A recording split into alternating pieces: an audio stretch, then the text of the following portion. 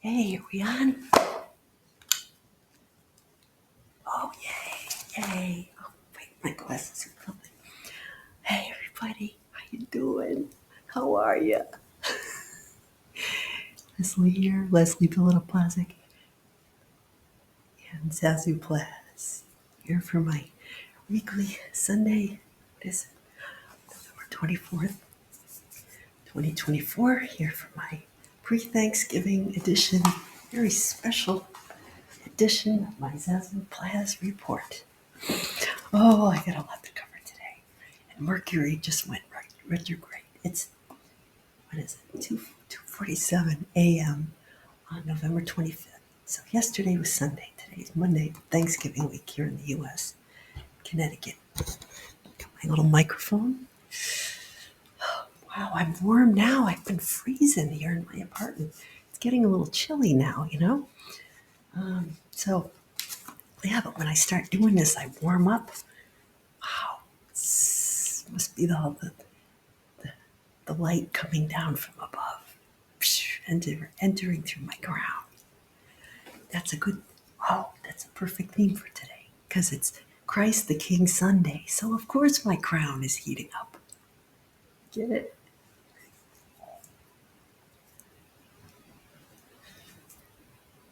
Anyway, I think I just got pen on my face. Anyway, so yeah, I was going to go to that. You know, I always go to the New Age fair near me, like a few towns over. And I was laying there in bed this morning at 6 o'clock, and I was just tired. I just said, okay. And I went in my mind, and I said, what am I going to get out of this, this and that? And then I woke up like a few hours later, and, you know, I went on this vivid dream, you know, wild dreams and all that. And now I know what my grandfather meant when he said that he used to work in the mill all night in Fall River, Mass, and then get up and have to go work at the factory at Colts here in Hartford. Colts, you know, there's an old factory where they, you know, made Colt arms and everything, and there's a big blue onion dome on it. So if you go through Hartford, you can't miss it. It's, you know, right on the river in Hartford, just past downtown. It's on the list of historic places, actually. I don't know why I'm talking about that. The blue dome. Anyway, my grandfather must be with me. Although Thanksgiving wasn't really. Look at me. I got purple socks today. Maybe this is a hint as to whose song is the song of the week. Can you guess? No, it's not Donny Osmond. Oh, okay. So anyway, all right. Calm down. Settle down, Sally. And no, I am not running the Manchester Road Race this year. If you've read Zazoo Plazz, which some of you might have, you know, it's divided up into 38 little vignettes, little stories. And these are themes, you know, and I'm going to add to them in future books. But these are themes I later learned, you know, after I wrote the stories. They're little vignettes. You can read one in, like, you know, less than 5 minutes, depending on how slowly you read. But, you know, they're quick. You can sit down, have a cup of coffee, and read a story and not have to have read the rest of the book. You can pick it up anywhere. But what I want to say is, you know, I realized later that I was touching on different themes from my astrological chart, you know, in different aspects of my personality. And yeah, so there's a story I wrote about running the Manchester Road Race. It's about a 5 mile little race. They have, you know, for years they've had it. If anyone, you know, has come from the Hartford area, it's in Manchester, which is the next town over from me. And thousands of people come from everywhere to run this race. And, you know, it's not one of those serious races, although some serious runners might do it to qualify, you know, but they're all seated. They're not seated sitting down. They're all, you know, in the front. So they're all done, and home having a hot cocoa in their sweatpants by the time the group I'm in usually rounds the corner now. But it's a great experience. And I ran it. I ran it like a few years, and you get a shirt and this. But the most fun was, is running it with friends, and people go all out. They dress up. You know, I went dressed as Yoda, and so there's a picture in the book of me and my friend. She was Chewbacca. She made her costume, and we ran. Because it's cold. So she had the fur and the whole with the thing going across, and I had my Yoda hat, my Yoda socks. So I tell, the story in the book, and you can read it. I'm not going to give the whole thing away, but it's, it just gives you the perspective of, running that race and what it feels like. And so that's a good preamble, I think. And what I used to do was, there were a few years there when my kids were teenagers, and it got me through. It got me surrounded. I needed to be around people. I needed to be, you know, but that was, then. And now I'm having a year this year. I've been divorced for a year, and my husband is having the boys at his house. So, that's the thing. So yeah, I was going to go to the New Age fair, and because I just finished. I got my own Thanksgiving food. I bought myself a couple of like lean cuisines. I know this sounds bleak, but when you've had so many of the other kind of Thanksgivings, it's refreshing. I've never had my own Thanksgiving.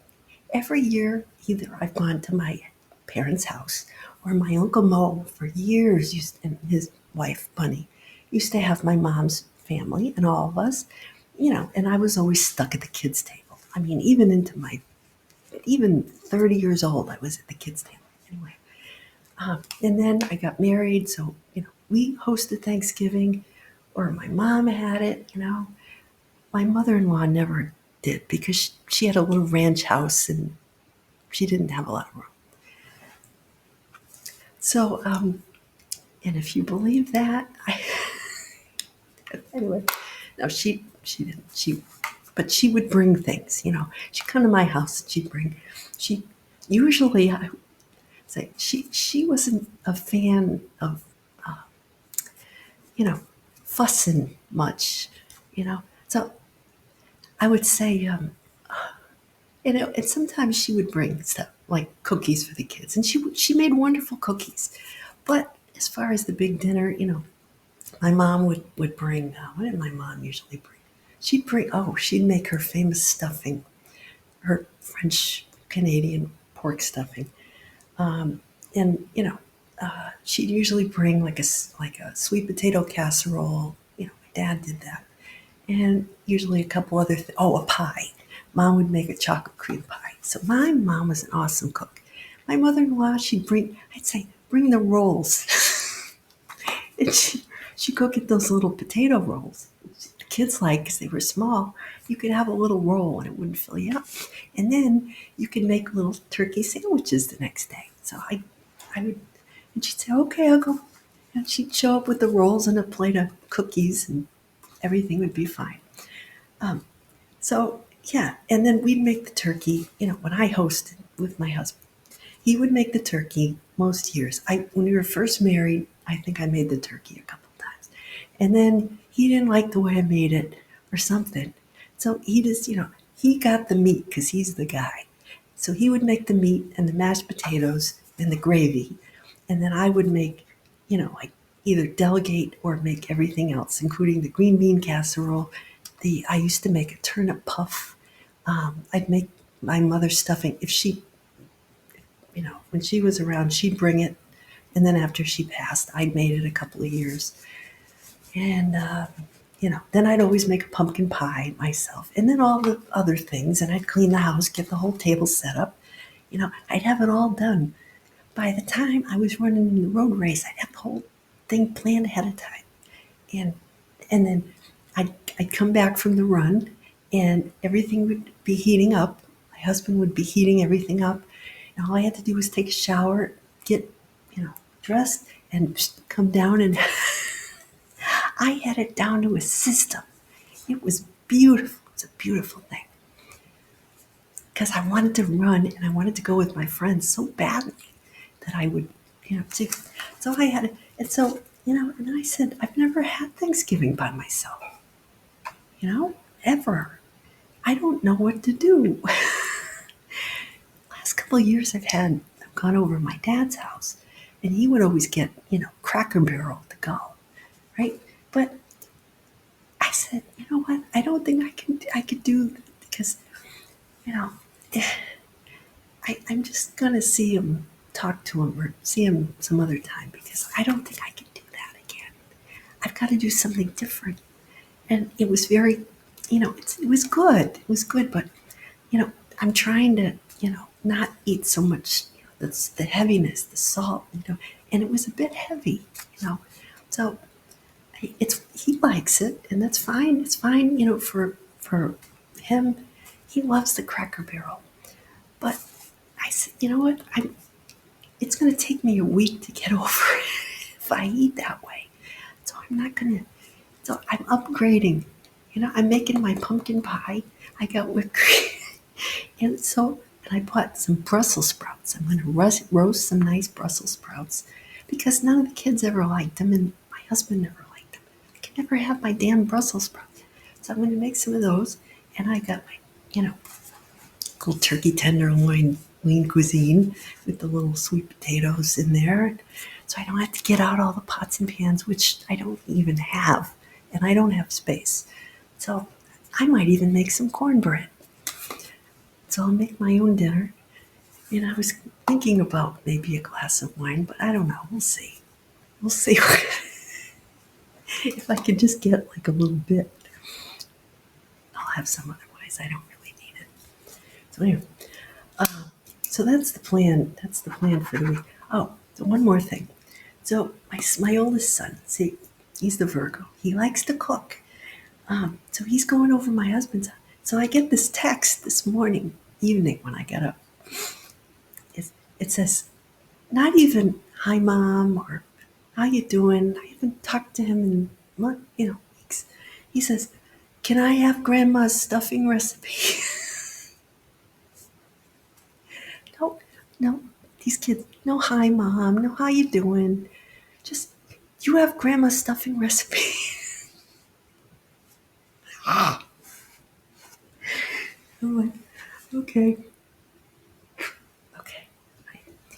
So I had this, so I went on my tablet where I have my paprika app that has all my recipes.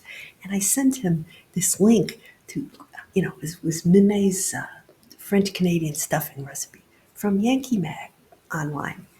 Yankee Magazine is the, New England. So what I had done though was I had taken the recipe just for the picture, and in my paprika app, I had put all of my mother's original notes from her note index cards and things, you know, the exact amount. Because, if I wanted to know how to make something, kids, I would call my mother and she would painstakingly give me step by step. She's like, oh, just throw something in this and that.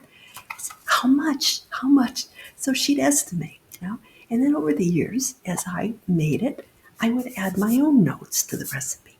So what I did was I transcribed all that, put it, being a good Gen Xer, put it all on there. And so I had to take a screen print of it. And I said, oh, never mind that link. Don't, I said, these are grandma's notes. Use this recipe. Because, there are many different ways to make it. If you're French Canadian, you know this. It's like just like a pork spread.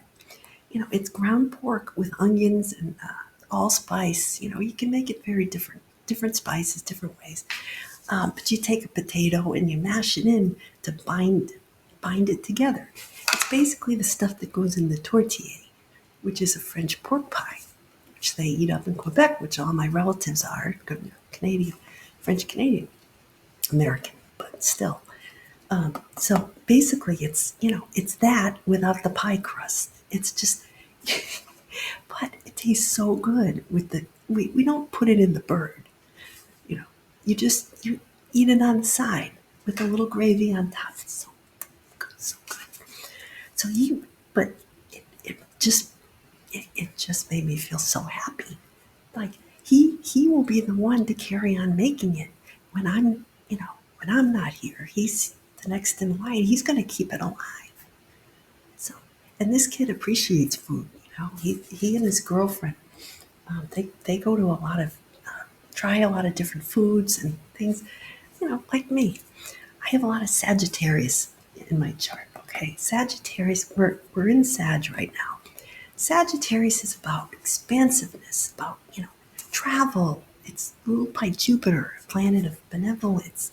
It's expansive, it makes everything bigger, and it exaggerates everything. So that's kind of the theme for today. Um, and okay, so all right, it's Christ the King Sunday, and it all makes sense. It all ties in. Um, all right, so in the scriptures, you see, all the, in the Catholic Christian tradition, you have several readings and they all tie in. It's like several little stories and they all feed into each other, right? And so we have the book of Daniel, right? So he's having night visions, he's having dreams. In his dream, he sees one like a son of man on the clouds, coming on the clouds to be judged by the Ancient One, God the Creator, right? And so he gets dominion and glory over all for everlasting. So it says all will serve him, meaning it's not separated by, everyone is, is connected, right? No one's divided. Everyone can, receive this and this Christ energy, this creative, Christ light. And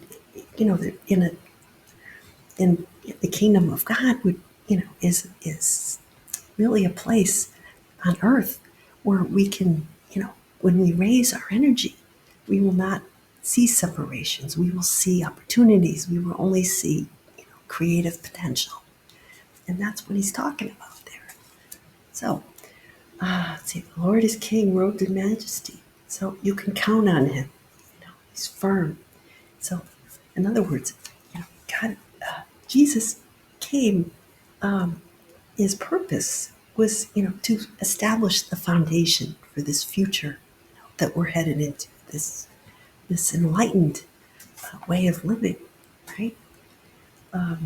So you can count on him. It's like the kid in the Polar Express, where the poor kid who lives on the edges of town. Count on, the the conductor. He says, "Count on." He punches on his little card. I love that. So that's why we have to. It means if you meditate on this, you got to spend your time on the things lasting, the everlasting things, building your own stairway to heaven. But yeah, not on the things that are going to pass and fall away, but rather the things that are, you know, the spiritual things. No, and this can happen while you're alive. You used to have to die to be, to reach this kind of potential, but not anymore, right? And Christ was the first one, the first, firstborn of the dead. In other words, he existed before, even our 3D world, but he's the first one to come and, be born, to enter into this new kingdom, this new way of being, you know, an expanded consciousness, right? So what he's done is, it says, Book of Revelations. There's a lot of doomsday kind of stuff this time of year. It says he's made us into a kingdom. We are our own priests for God, right? He was the witness, the beginning and the end. At the beginning. He was around at the beginning. He'll be around at the end. And he comes down through the line of David, which from the Old Testament, right? And each one of us, our souls are eternal, but we come down through a particular ancestry, a particular DNA line to heal that, you know?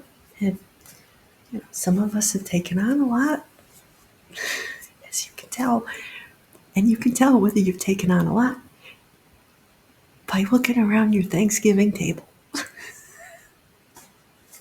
Just saying. Okay. And what's going on there? Pay attention, because that's what's really important. That's the food. Everything else doesn't matter if you made your own damn cranberry sauce or not. In fact, I like the canned kind. I don't have time for that. Nobody got time for that. But spend your time on those things that really matter the most. I mean, if it is the damn cranberry sauce, then make it. If it makes you happy, make it. But if you've got a million and one things to do when all you really want is the pie, don't waste your time on the cranberry sauce. Or if the turkey is what lights you up, then spend time on the turkey, you know? But when it comes down to it, what's really important is not the food. It's the people around the table. That's the food. That's the conversations that feed your soul, the memories that you create. That is the good stuff. That's the stuffing, right? Okay. All right, Zazoo, get to it. Get to the song. Okay. It's like my mother-in-law used to do to me if I, caught her on something. She'd go, or she'd go like this to me. She wasn't even Italian. Anyway, I'm not doing that to you. It's just illustrating a point. Okay, Sagittarius is very blunt. So, just warning you. Okay, so we're in the book of John, the gospel. Pilate says to Jesus, "Are you the king of the Jews?" And Jesus says, "Okay, did you hear somebody say that? Or is that what you think? Right? Who do you say that I am?" And of course, Pilate is, a king, a ruler. So he's going to see Jesus as a king, right? He's saying, do I need to be worried here? Am I threatened by this guy? He means nothing to me.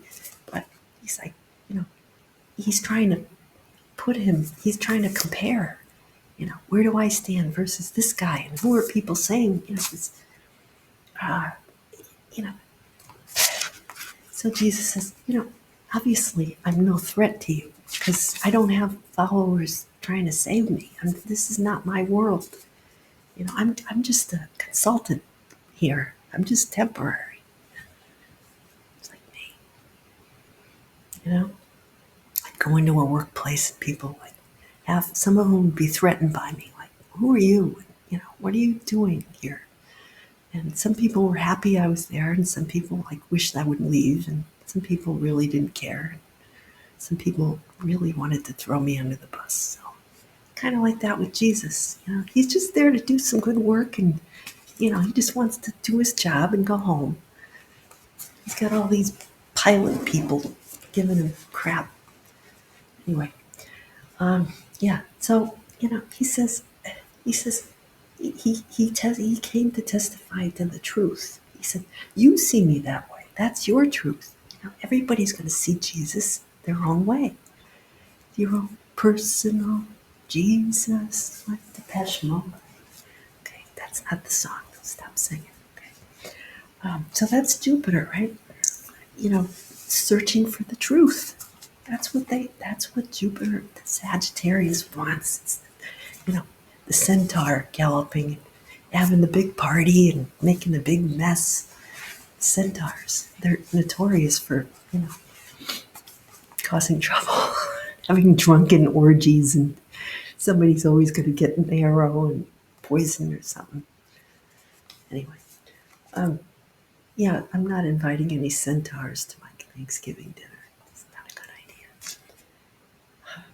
Anyway, so what I realized when I picked the song, which was of course Prince,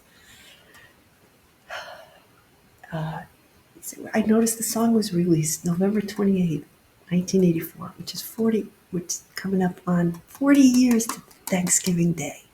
40 years. I would die for you, Prince, which is He's got the puffy shirt going on, like the, thing pilgrims used to wear, black pants. Yeah. Okay. So I'm thinking about my life, and all of a sudden I was in the bathroom and it came to me. 40 years ago, I was at Boston College, and that was exactly the November 23rd, 84 was the day 40 years ago that Doug Flutie threw the Hail Mary pass to Jordan Field and against Miami and won the game for BC. I mean, the Hail Mary pass. So I caught them. They had like a reunion thing, just for the football team, and Flutie and Phelan were talking about it, and they said they're talking about the game, and he says, of course, as we get older, he's like, the stories get bigger and more and more exaggerated. And that's true, isn't it? That's so Sagittarius. That's what I mean. That's the way, Sag sees it is football season. It's like, oh man, I threw that pass. That was 100 yards. It might have been however many yards it was. But, that's the way of stories, right? Oh, it's the one that got away. But this one didn't get away. So anyway, I was 19, so I'm 59 now, so that's about right. What an exciting time to be at BC. Oh my God, coming back from Thanksgiving, and it was just crazy. I was there. Anyway, yeah, that was pretty cool. I met Doug Flutie once, and his brother was in my sociology classes, you remember? Because I was a freshman. Let's see. How was it that Flutie graduated? Oh, okay, so he was 86, I think, or 80, I don't know. I was a freshman. How is it he was still playing fall of my sophomore year? I don't know. I guess he stayed on a bit. So that was my sophomore year in the fall. And he was already graduating, I think, or soon to graduate. I think he graduated in 85. Could be wrong about that. Anyway, so I Would Die for You, Prince. Yeah, fourth single, U.S. single from Purple Rain, which came out in 84. Got to number 8 on the Billboard 100. And the lyrics said they evoke Jesus' message to his followers. Electrifying. It was kind of a nervous, electric. I won't die for you. Literally, he would die. He did die for us. I'm your Messiah, and you're the reason why. These lyrics. All I really need is to know that you believe. I never knew these were the lyrics. I mean, I just sort of. At the end, okay, so at the end in the video, he tosses this gold ring. It's like an earring, to this girl who's been watching. She catches it. And I'm thinking, that's like me when I was a little kid going for the gold ring on the merry-go-round. It's like she finally got the gold ring, right? That's cool. Yeah. So the B-side, this is interesting. The B-side of that song was Another Lonely Christmas, which was about some guy whose lover dies from pneumonia, And he said it was made up, although Prince was, they said, pretty solitary at the time that he wrote this. And he only performed it once in Christmas 84, December 26th. So you gotta wonder if it was special, a lot of his songs were likely things he wrote that only he knew, what they really meant. So, yeah, there's a lot of material there. So I gotta go have a snack or something. I'm running on energy. Oh, I used my husband's gift card for my birthday and got myself a pizza last night. So thanks to him for that. And I wish you if you're in the U.S. and you celebrate, a great Thanksgiving, some football. I'm thankful for you watching, listening, and I will see you next week. Same place, different time. Take care. Bye-bye.